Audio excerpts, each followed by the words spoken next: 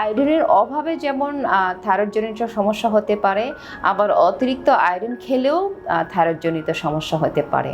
তবে iodine thyroid hormone তৈরির একটি কাঁচামাল বটে, এটির অভাব থাকলে কিন্তু থাইরয়েডজনিত সমস্যা হবে।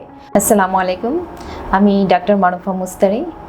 আমি বাংলাদেশ মেডিকেল বিশ্ববিদ্যালয়ে এন্ডোক্রাইনোলজি বিভাগে সহকারী অধ্যাপক হিসাবে কর্মরত আছি, আর চেম্বার প্র্যাকটিস করছি লেভিট কার্ডিয়াক হসপিটাল। খাদ্যাভ্যাসের সাথে বা খাবারের সাথে থাইরয়েড হরমোনের কোনো সম্পর্ক আছে কিনা, এটি আসলে যদি বলতে হয় আছে আবার নাই। কারণ কিছু খাবার আছে যেটি কার্যক্ষমতা কমিয়ে দেয়, কিন্তু সরাসরি হরমোনজনিত সমস্যা বা থাইরয়েড হরমোনজনিত সমস্যা করবে এই ধরনের কোনো খাবার সরাসরি জড়িত না। একটি কথা আছে যে আয়োডিনের অভাবে থাইরয়েডের সমস্যা হয় কিনা, অবশ্যই হয়। কিন্তু বর্তমানে যে আমরা আয়োডাইজড যুক্ত লবণ খেয়ে থাকি বা বাজারে যেসব লবণগুলো পাওয়া যায় সেটা কিন্তু আয়োডিন যুক্ত, সেই ক্ষেত্রে আয়োডিনের ঘাটতি নেই এটিই ধরে নিচ্ছি, এবং আয়োডিনের অভাব বর্তমানে নেই, এটা এখনো পর্যন্ত প্রচলিত।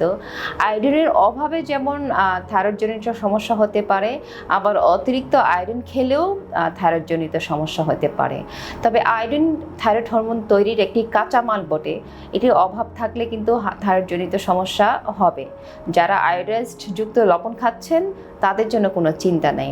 এছাড়া আরও কিছু মিথ আছে, যেমন ফুলকপি, পাতাকপি, শালগম এই ধরনের খাবার খেলে হয়তো হরমোন বেড়ে যায় বা হরমোনের সমস্যা বেড়ে যায়।